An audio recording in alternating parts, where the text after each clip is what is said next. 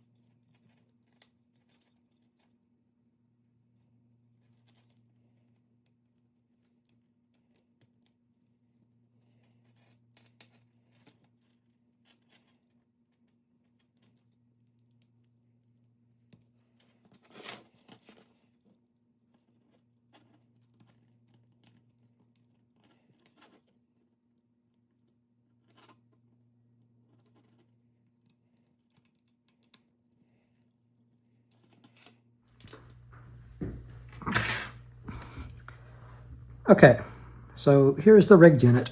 Let's plug in the battery. Power is already on.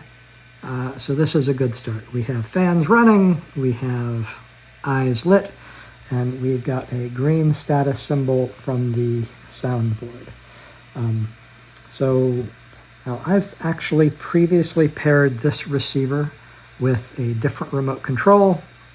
So I'm going to take this opportunity to show you how to do a full reset on it, and that will make it forget any prior pairings. And now to do that, I'm going to press this little white learning button.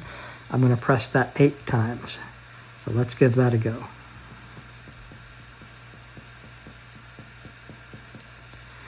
All right, and once we've pressed that 8 times, it's going to flash back at us 7 times, and that's basically a full factory reset. It's now unpaired with any remote that it had been previously paired with. So to pair it, we're going to push that same button. This time just pushing it once, and really just push this thing once only. This thing has weird modes that you can get into. We cover that in the troubleshooting session.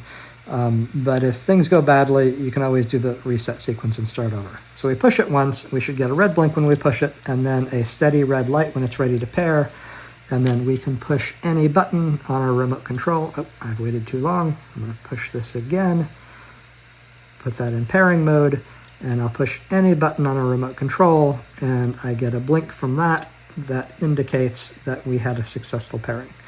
Now, while I'm pairing remotes, recall this has a second unit, so I'm going to go ahead and push that button once and pair our other remote. So that looks successful too. It was the same protocol as the first. Now I've got a special set of sounds loaded on here for testing purposes. Basically, it's just going to speak in English, not in Jawa'ese, the number of the trigger that I push. So when I push button 0 on our first remote, it's going to say 0, and the eye that I have plugged into the B button here should blink. So let's hit that button. 0. All right. 0, 0. And notice if I hold this down, it both repeats itself and the eye stays blinked for as long as I hold it down. Now, if you really wanted your Jawa to blink, you probably would not actually have a sound associated with trigger 0. And if you had 0. all your eyes steady, then obviously you've got a sound that you can use. So let's run through the rest of these. I've got button 1, 2, 3.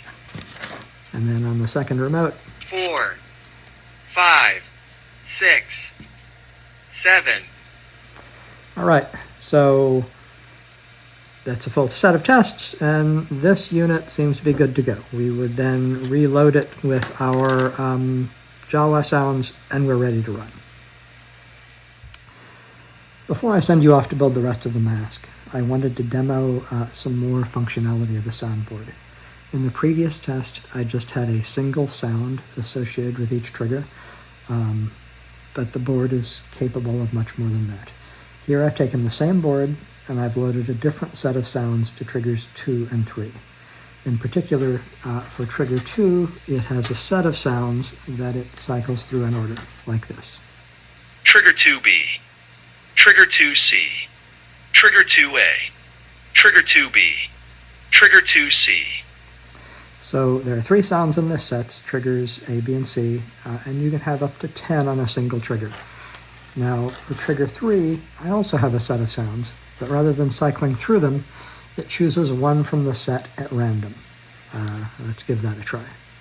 Trigger 3C, Trigger 3A, Trigger 3D, Trigger 3E, Trigger 3B. So, same sort of thing. Again, you can have up to 10 sounds on a single trigger. Now, most of you are going to be happy loading your sound cards with one of the many collections of sounds that we'll have posted on the Great Jawa Horde website. But for anyone who wants to be more ambitious, customize your own set, we just wanted to demonstrate the capabilities of the board.